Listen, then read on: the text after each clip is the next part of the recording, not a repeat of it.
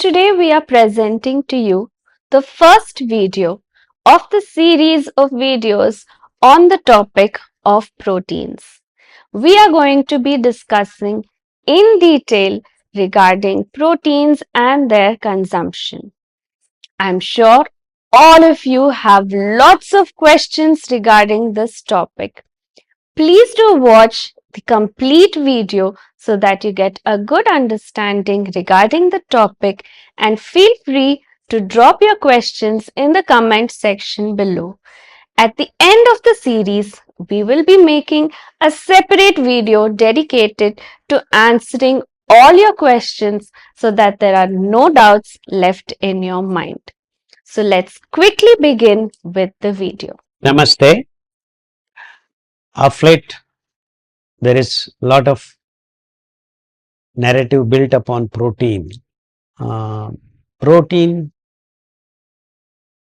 is very important. Protein is chain of amino acids arranged in a particular fashion. Each and every animal builds up its own protein.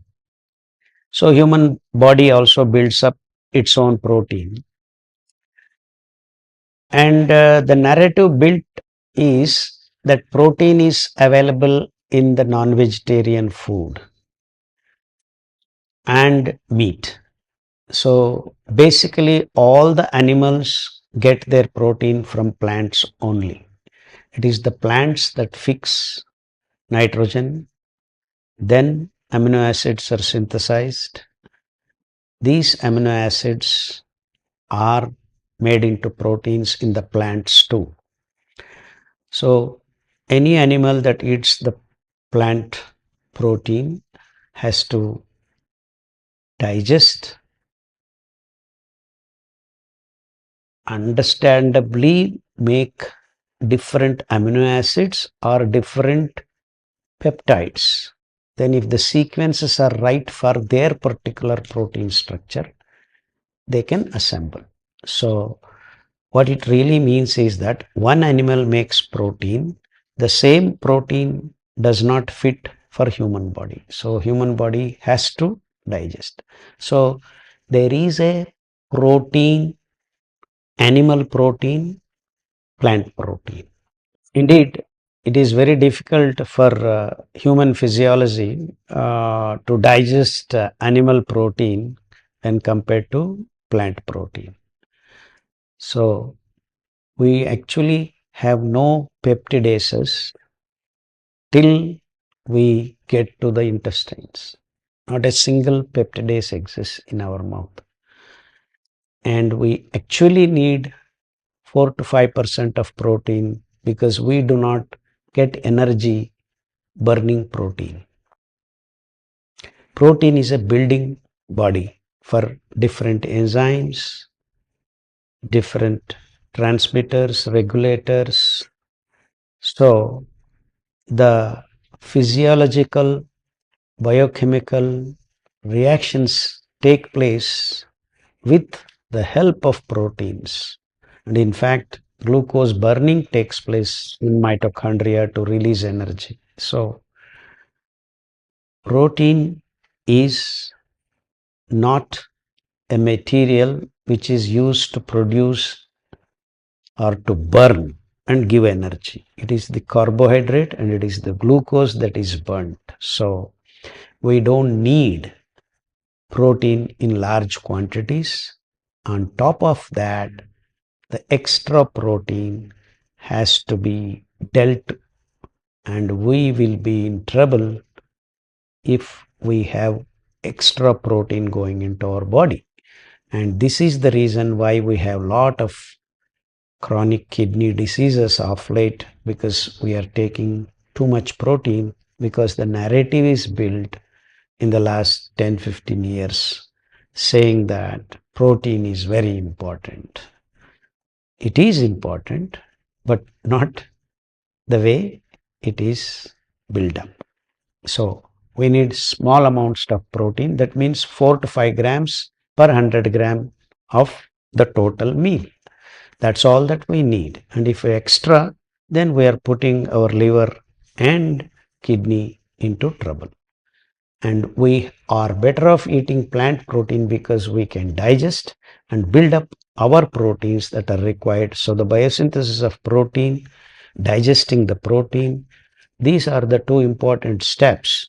So it's easier when you're on plant protein.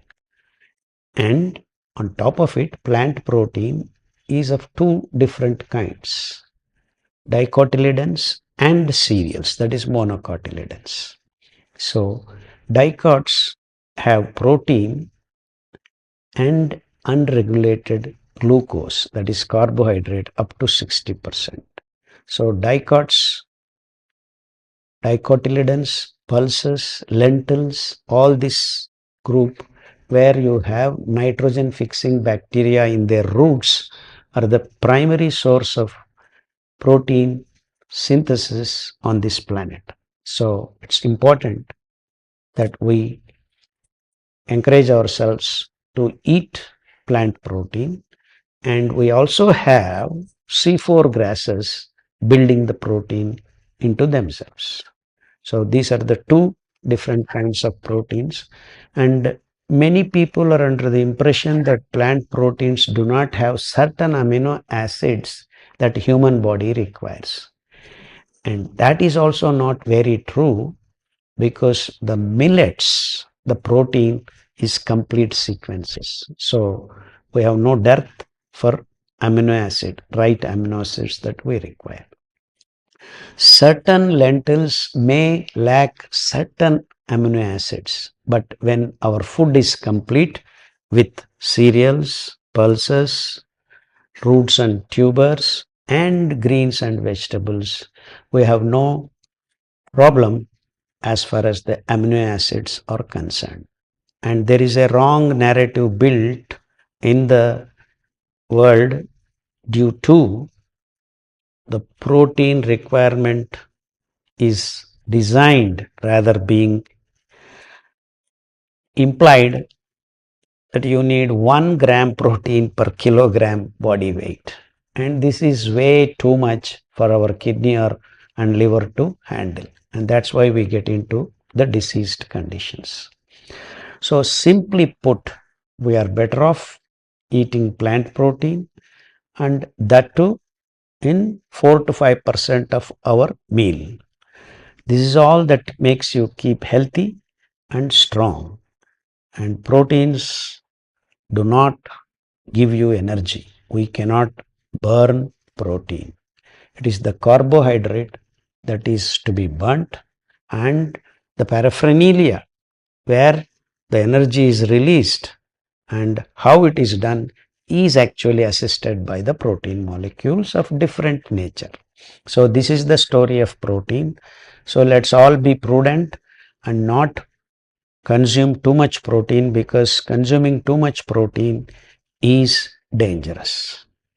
Unlike carbohydrate, which can transform itself into fat, then store themselves, and then come back and again to be burnt. So you become obese and you can become thin again. If you do exercise, you burn more fat or glucose like that. So uncontrolled release of protein molecules in your bloodstream is going to be a problem, and then you will have what is called albuminuria, and then uric acid, and then creatinine. These kinds of nitrogen based molecules becoming extra in your bloodstream leads to pressure on your liver and kidney.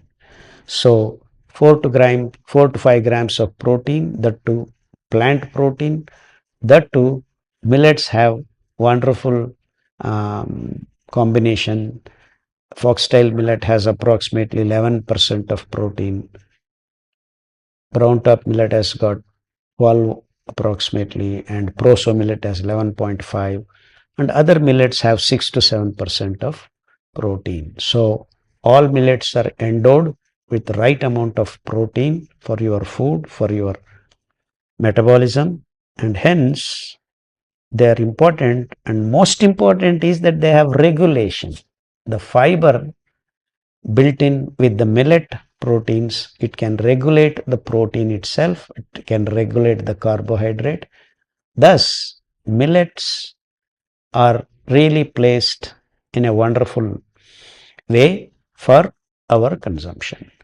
You can have pulses, lentils protein too, but it is approximately around 20 to 25 grams percentage wise, and it is unregulated protein. So you can have creatively proper mix of lentil protein, millet protein, and make your life very, very healthy.